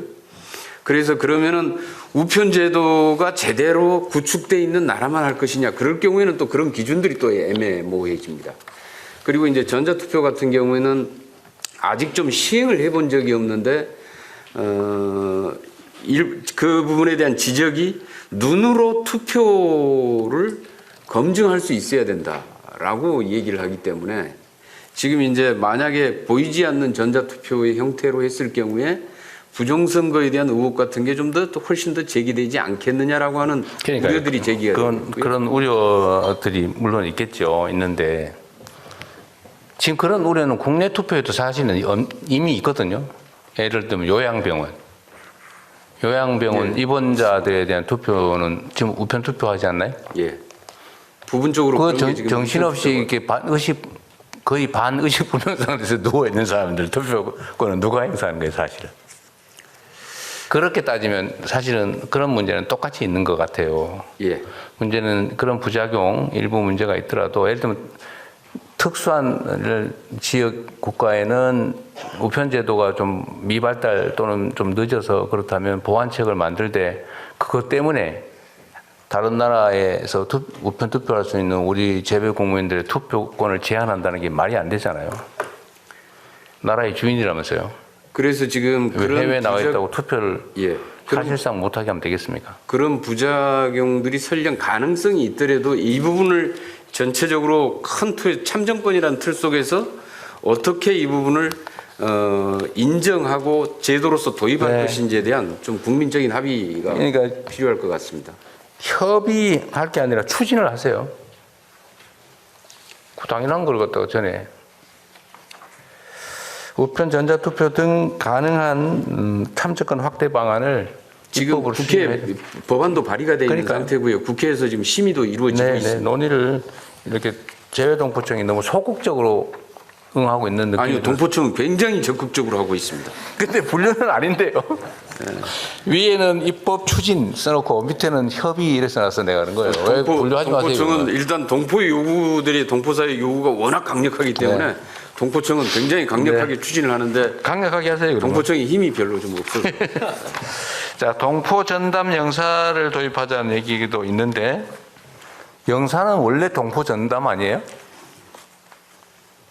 원래 영사가 동포 업무하는 걸 영사라는데 동포 업무로 원래 전담하는 이제 그 동포 업무까지를 해야 되는데 아까 말씀드린 우선 재외 국민의 사건 사고 내지는 여권 비자 관련된 업무 이제 이런 것에 먼저 우선적으로 일을 처리하게 돼 있습니다. 그러다 보니까 이제 동포 밀집 지역 같은 경우에는 인력을 늘리란 말을 이렇게 어렵게 업무가 쓰는 거죠. 과중돼 가지고 실제로 여타의 다른 외국 국적 동포를 챙기거나 할 시간이 굉장히 어쨌든 인력을 늘리자 그 말을 이렇게 써놓은 거군요. 그러면 하여튼 이건 외교부에서 판단해야 될 일인데 어쨌든 인력을 늘리는 건 그렇게 쉽지는 않은데 전체적으로는 어쨌든 부족한 건 맞는 것 같아요. 네, 그렇습니다. 그런데 이제 쉽게 얘기하면 재외동포청이 주재관을 좀 보냈으면 하는 것입니다. 저희들은 이미 외교부 소속 영사들이 아니, 원래 그 업무를 하고 있는데 무슨 그렇습니다. 그래서 그걸 현명하게 네, 외교부로 받아서 보내는 방안을 검토하겠습니다. 네. 재외동포청이 꾀를 내신 것 같은데 잘 안 넘어가는 것 같네요. 재외동포청 소속의 영사를 보내자는 취지로 보인다. 네, 그렇습니다. 그런데 그 외교부 산하청이기 때문에 네, 다른 주재관이 아니고 외교부로 받아가지고 저희가 네. 보내겠다. 그렇게 그런 방향으로 네. 하겠습니다. 어쨌든 재외동포청은 새로 생긴 기관이기도 한데 재외국민 숫자가 240만 명이라면서요. 네, 247만. 그러니까요. 그게 그 엄청난 수에 대한민국 국내로 따지면은 한 개 큰 도 규모의 국민들이 해외에 있는데 이분들한테 투표하면 20만 명밖에 투표 안 하고 그러죠. 10분의 1도 안 하죠. 예. 그 말이 안 되지 않습니까?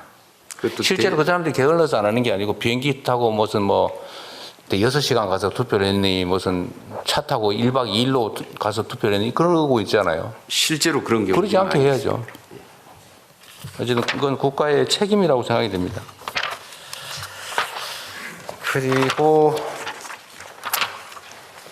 재외동포협력센터는 재외동포청하고 업무 중복이 되지는 않나요?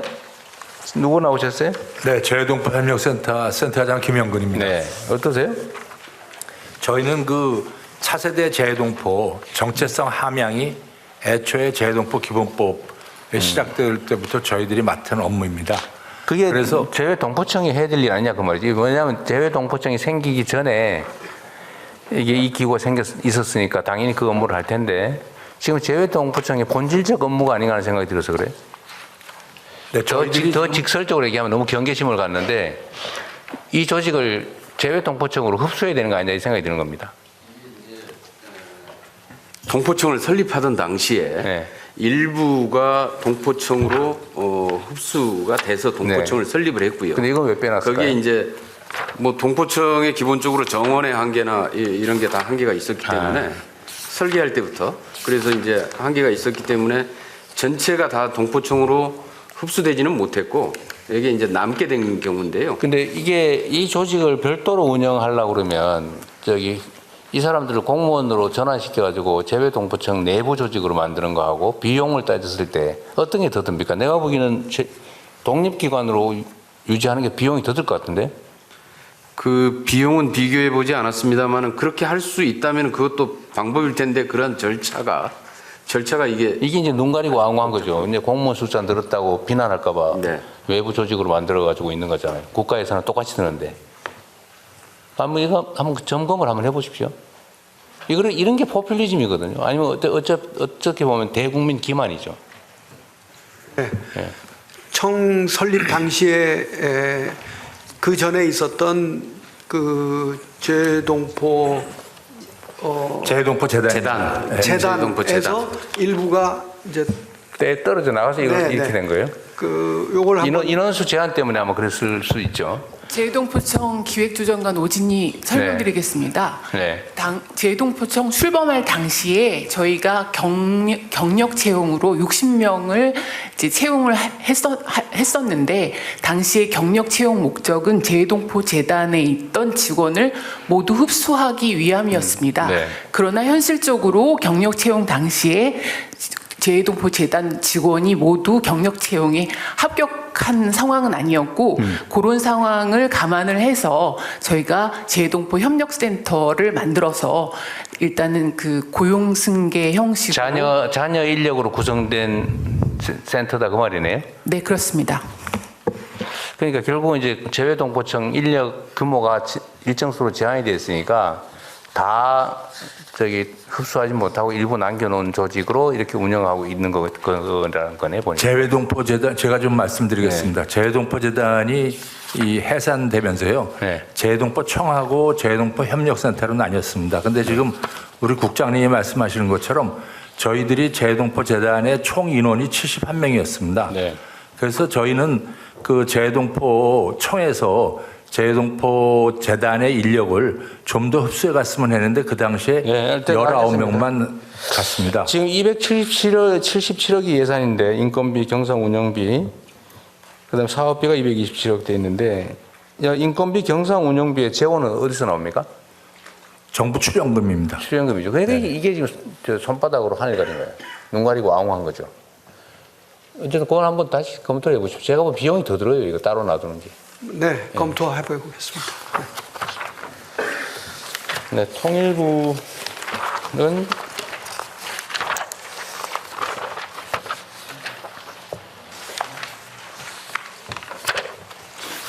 통일부는 발표하신 내용이 뭐 특별히 없고 저기 비전향 장기수 있잖아요. 지금 북한으로 보내려고 하니까 북한의 반응이 없지 않습니까? 네? 그런데 이거를 일부 주장에 의하면 남북 간 협의에 의해서 보내는 건 어려우니까 그냥 여권 만들어줘서 본인 능력껏 북한으로 가라고 하는 게 어떻겠냐는 얘기가 있더라고요. 그러니까 여권 만들어줘서 그분이 그냥 중국 가가지고 평양 가는 비행기 타고 들어가라. 본인 가고 싶은 대로.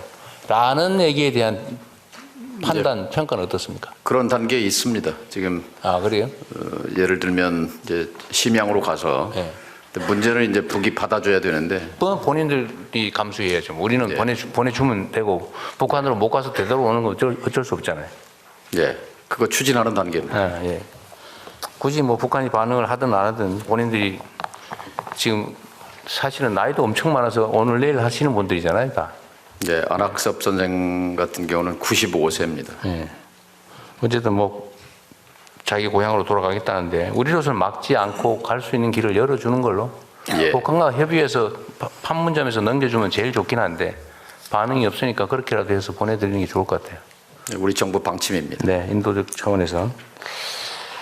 그리고 납북자, 억류자, 그다음에 국군포로 등등에 대해서도 우리가 지속적으로 계속 성호한 추진을 하고는 있는데 이게 북한의 반응이 거의 없는 그 남북 대화가 되고 있을 때도 여기에 대해서는 거의 반응을 하지 않았던 사안이죠. 네, 이 납북자 송환 문제. 지금은 대화 루트도 끊어졌으니까 뭐 할 수 있는 게 없네요. 현재로서는 없습니다. 국실장 답변하라고 그랬는데 왜 아무도 얘기를 안 해? 장관님이 넘겨줘야 할 모양인데. 그리고 아까 어디 자료에 있던가 평화 통일에 관한 교육법을 개정을 하겠다 이런 내용이 어디 있었거든요. 그런 법이 있어요? 개정하겠다고 하는 건 이미 그 법이 있다는 뜻인데? 사회적 대화를 그 지원 근거법을 만들자는 얘기입니다. 개정이라고 써져 있었던 것 같은데.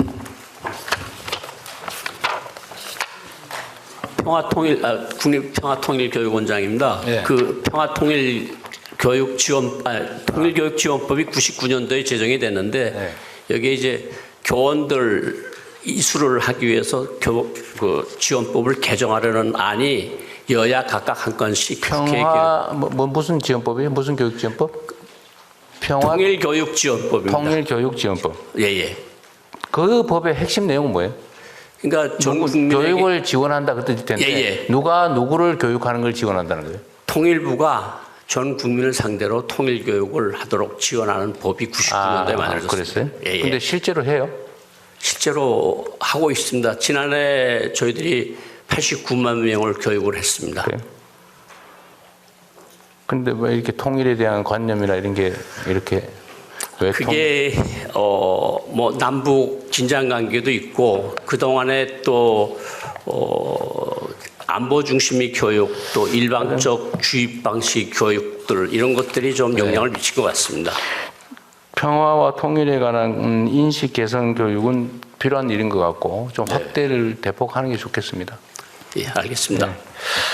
북한 자료를 개방하고 아무나 접근할 수 있게 해주자. 지금도 이거 보면은 국가보안법 위반으로 처벌합니까? 예, 통일부 평화교육실장입니다. 네. 현재 대부분 판례로 단순 열람은 처벌 대상이 되지는 않습니다. 아, 그래요? 옛날에는 뭐 이런 거 가지고 있기만 해도 처벌했잖아요. 소지죄. 예, 그렇습니다. 이거를 이제 공개를 하자 그러면은 저 대한민국을 뭐 빨갱이 세상 만들자는 거냐 그러고 엄청난 정치적 공격이 생길 것 같은데 어떠세요? 이 사실 통일부 평화교육실장입니다. 노동신문을 예로 들어서 말씀드리겠습니다. 네. 현행법 체계상에서는 일반 국민이나 연구자들이 노동신문을 실시간으로 접근할 수 있는 방법 자체가 없습니다. 그럼에도 불구하고 오늘 이 순간에도 매일 아침에 많은 언론인들이 노동신문을 인용해서 기사를 쓰고 있고 많은 연구자들이 노동신문을 인용해서 연구를 하고 있습니다. 그러게요. 제도와 현실 간에 큰 괴리가 있기 때문에 이 부분들을 지금 합리적으로 개선하기 위해서 노력하고 있습니다. 국민들한테 이거 못 보게 하는 이유는 뭐예요? 거기 꿰면 넘어갈까 봐? 이 특수자료 지침에 따르면 노동신문이 이런 자료로 분류가 돼 있습니다. 국가의 존립, 안전이나 자유... 아니 뭐 그런 규정 다 좋은데 그냥 우리 국민적 시각에서 쉽게 판단을 해보자는 거예요. 북한 노동신문을 국민들한테 못 보게 막는 이유는 그냥 뭐예요? 국민들이 선전전에 넘어가서 빨갱이 될까 봐? 그거 아닌가요 원래? 예, 맞습니다. 근데 그럴 가능성이 있어요? 예, 저는 없다고 생각합니다. 저는 오히려 북한의 실상을 정확하게 이해해서 저러면 안 되겠구나 생각하는 계기가 되지 않을까 싶은데. 예, 그렇습니다. 그러면 이걸 왜 막아놓습니까? 언론은 보게 하고 국민은 못 보게 하고 국민을 사실은 좀 뭐라고 취급하는 거 아닌가요? 국민을 주체적 존재로 취급하는 게 아니라 혹시 선전선동에 넘어갈 그런 존재로 취급하는 거 아닌가요? 예, 사실 통일부 평화교육실장입니다. 사실 노동신문의 개방의 문제는 진보 정부뿐만 아니라 보수 정부에서도 국정과제로 설정해서 추진했었습니다. 다만 실제로 추진하는 과정에서 여러 가지 이견들이나 우려를 표명하는 분들이 있어서 정책적인 동력을 잃어버렸습니다. 이재명 정부 출범 후에 우리가 이 문제를 다시 국정과제로 다시 한번 설정을 하고 좀 신속하게 추진하기 위해서 노력하고 있습니다. 이런 걸 국정과제로 해요. 그냥 풀어놓으면 되지. 너무 엄숙하잖아요. 무슨 국정과제야 이게. 그냥 열어놓으면 되죠. 예. 이제 말씀하신 대로 통일부는 그런 입장인데요. 다른 부처는 좀 다른 의견을 갖고 있어서. 어떤 부처가요? 뭐 국정원이라든지 뭐 법무부 같은 데서는 국정원이 반대할 거. 자기들만 보겠다. 그게 국정원법에 근거한 특수자료 지침에 의해서 묶어놨습니다. 그걸 개정해줘야 국정원 정도는 이런 걸 봐도 안 넘어가는데 우리 국민들은 이런 거 보면 홀딱 넘어가가지고 빨갱이가 되지 않을까, 종북주의자가 되지 않을까 걱정하는 거죠. 그렇죠. 이건 정말 문제입니다. 우리 국민을 믿어야죠. 국민들의 의식 수준을 너무 폄하하는 거죠. 이거는 뭐 원칙대로 좀 하면 좋겠어요. 네. 그다음에 이거 저 비공개로 얘기해야 될 것들이 몇 개 있죠. 네. 나머지는 비공개 때 할까요? 이렇게 하고 남북 교류 협력 지원협회 어디 누구세요? 예, 남북 교류 협력 지원협회 정답입니다. 그러시군요. 여기도 재원이 뭐예요? 남북 협력 기금. 기금이에요. 네. 남북 협력 기금은 지금 얼마 있어요? 전에 보니까 한 1조 원쯤 된다고 그랬는데. 예, 1조 원 정도 되는 걸로 알고 있고. 내년 예산 1조입니다. 네, 1조예요.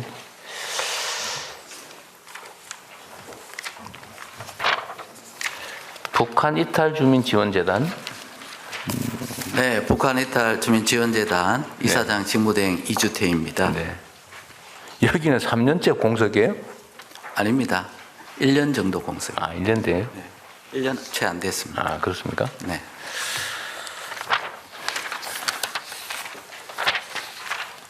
여기 뭐 기관명이 명확한 대로 이탈 주민 지원 업무를 하는 모양이죠? 네, 그렇습니다. 지금 북한 이탈 주민이라고 개념 정의돼서 관리하는 대상이 몇 명쯤 됩니까? 지금 탈북민, 북한 이탈 주민 입국자 수는 34,500명입니다. 네. 그런데 이제 현재 한국에 국내에 거주하는 북한 이탈 주민은 약 31,000명 정도로. 지금 우리나라로 왔다가 되돌아간 사람도 꽤 있죠? 네, 그렇습니다. 혹시 얼마쯤 되는지 얘기해도 돼요? 6명 정도로 제가 알고 있습니다. 6명밖에 안 돼요? 공식적으로 확인, 물론 비공식 저희들이 알지 못하는 그런 경우도 있을 수 있습니다. 탈북민들도 자유롭게 해외에 나갈 수가 있거든요. 그런데 이제 우리가 파악하는 숫자는 북한에서 이제 남한에서 다시 돌아왔다 이렇게 선전하는 그런 숫자를 보고 파악하는 걸로 알고 있습니다. 아마 통일부에서 더 정확하게 알고 있을 것 같습니다. 사회문화협력국장 이승신 보고 드리겠습니다. 네. 저희가 파악한 바로는 재입국자가 총 31명 있는 걸로 알고 있습니다. 생각만큼 많지 않네요. 중국으로 가 있는 사람도 꽤 있다고 하는 것 같은데? 그건 모르세요? 북한까지는 안 가고 우리나라에 와 있다가 중국으로 가 있는 사람들도 꽤 있다고 하던데 혹시 뭐 그런 통계 있어요? 예, 그 중국에 가 있어서 그 사람들이 북한으로 가려고 하는 사람인지는 파악이 안 될 것 같습니다. 중국에 가는 사람들은 얼마쯤 될까요? 우리가 어쨌든 3만 몇천 명이 탈북민이라는 카테고리로 우리가 파악하고 있잖아요. 네. 그 사람들이 다 국내에 남아 있지는 않을 거고 일부는 네, 어쨌든 그렇습니다. 북한으로 가는 게 한 30명 된다는 거고 네. 국내를 벗어나서 다시 대한민국을 벗어난 사람이 얼마나 될까?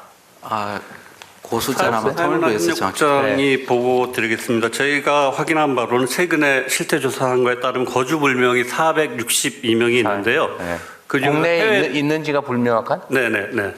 그중에 해외로 간 분이 327명으로 지금 저희가 파악을 하고 알겠습니다. 있습니다. 예. 그냥 개인적인 호기심입니다. GMG법 이건 나중에 얘기해야 될 것 같고. 네. 공개 논의는 혹시 뭐 총리님 하실 말씀 하시죠? 두 가지만 좀. 비공개 논의는 좀 이따 하고. 통일부 장관님. 예.